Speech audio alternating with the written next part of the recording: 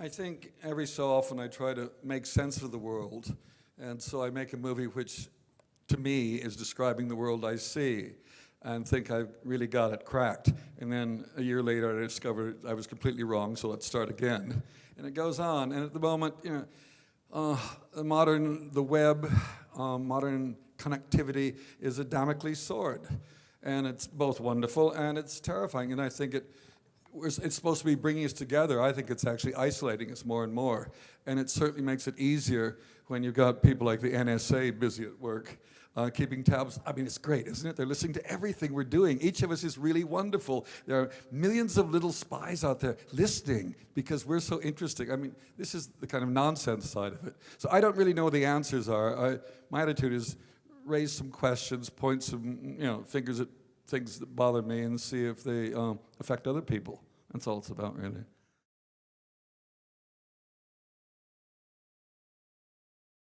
It's a bit of both. I mean, I really like casting people against type because it's so easy for actors, especially successful actors, to get trapped in a kind of character, an image that people expect them to be like on film. And they're good actors, and so I like grabbing people and putting them into parts they might not normally, or we haven't seen them do, more to the point, and let them fly.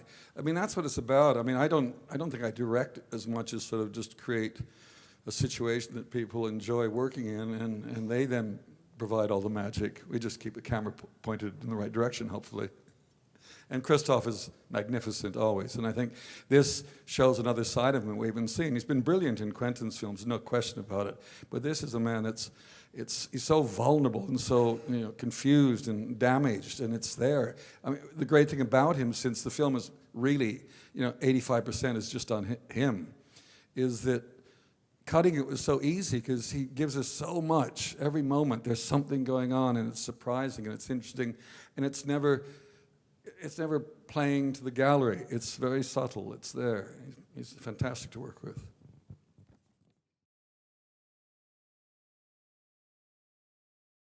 I never think it's the future. I think it's what we're living in now. I just distort it a bit, push it a little bit. In fact, I kept finding in this one, we would, like at the beginning on the road, Renault gave us 15 Twizzys, those little cars.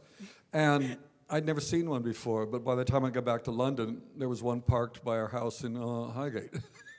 And whoa, the future's arrived. I mean, that's why I like the line that Gwendolyn says, the future has come and gone. Where were you? Don't miss out the next time. And it feels like that. The future is actually working backwards. Things like the party with everybody with their iPads and all, dancing and not communicating with each other. We finished all that, and I discovered parties are going on like that already. So it's all out there. I just distort it a bit and try to confuse it by having a bit of retro technology mixed in with future technology. The one thing I thought was interesting, liquid memory. And the next thing I knew, I was reading, I think it was a BBC website, they were using DNA and other sort of bodily fluids as a potential basis for computer memory. So I think films are probably moving to the future faster than the future is moving to the future, or something like that.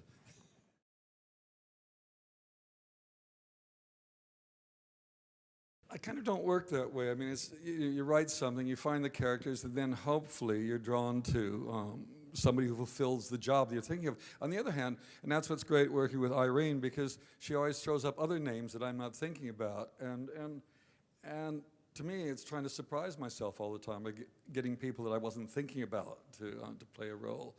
And you just want to work with great actors, and it's as simple as that, because shooting is a rather tedious process at times because you've thought about it in advance and you can go through it in a very mechanical way. But it's the actors that every day come in and bring something new to it, a different angle. And that's what keeps me alive when we're working. So more and more, I think I'm drifting away from the bigger things I did earlier. Well, also, I'm not drifting away. I'm not getting the money to make them, so let's be honest. So let's work smaller and just work with great actors, and you then work together and create the scenes. That's what's happening with Christoph and me. Every day we'd go in and argue about why those words, why, so they're in the script. Let's say them. Nah, it doesn't work. And we'd shift it, and suddenly off we go. It was working fast, and that's also nice, just to give, giving space for the actors is what it's about. And I don't know if you're aware of, I'm not using all the wonderful cuts and close-ups and bings and angles that go on in most films. I just want to give a space for them to work. And if they miss their marks, it doesn't matter. It doesn't matter.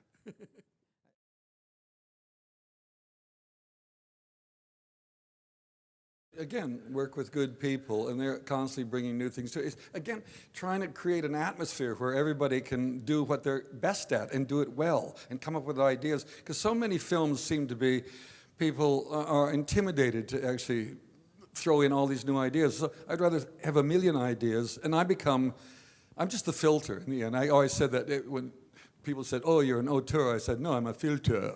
And I get credit for most of the ideas, and only a fraction of them are mine. They're other people's ideas, and I just say, that's part of the world we're trying to create. Let's do that, let's do this. And then you don't sleep a lot. That's the other way to do it.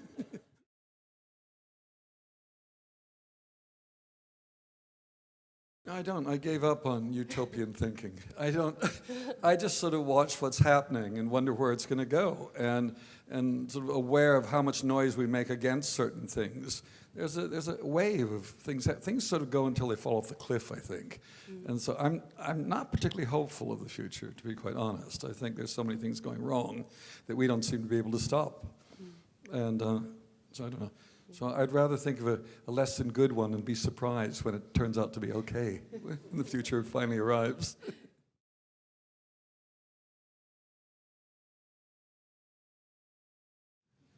Yeah, I don't know. I've actually been talking to Neil Gaiman and, strangely, some people around Terry Pratchett, thinking whether its time has come to put on television a 6-part series.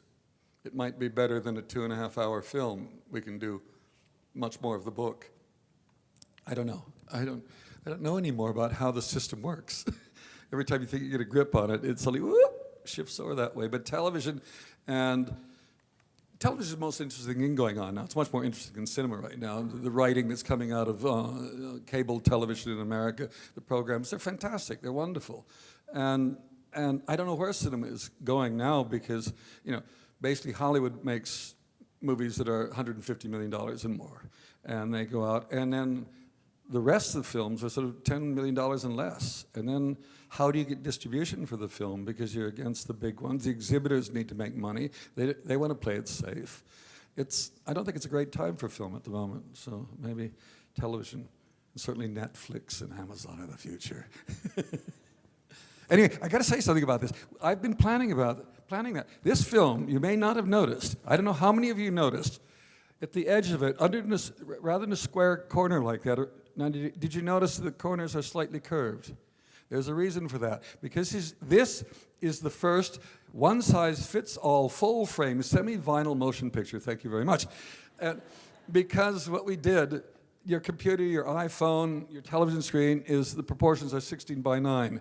What you see there is 1:8:5 to 1.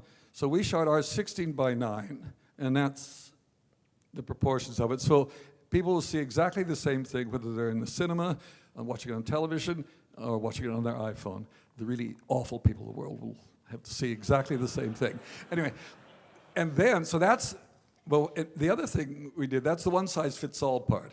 The full frame is what you're seeing is what you used to see if you were in the 1920s watching cinema, when what you would see is exactly what the camera saw. What the gate inside the camera where the film goes through has got rounded corners, and it's what you see there. Everything is visible, but in the modern world, there's a safety area, which most films use, which you chop it off so you don't see the hairs in the gates and all the silly things that get in the dirty gate. We've shown the entire frame. You're seeing exactly what the camera thinks. There's nothing hidden on that one. Everything is. So that's the full frame part. The semi-vinyl part is, film is analog, just like, old 33 on a third RPM movies, and people like analog, or some people like analog. So that's the vinyl part of the film, but there's 250 effect shots in it, which are digital. So I can't lie to you and say it's full vinyl, it's semi-vinyl, and it's a motion picture. Thank you. Thank you very much, Terry, for joining us.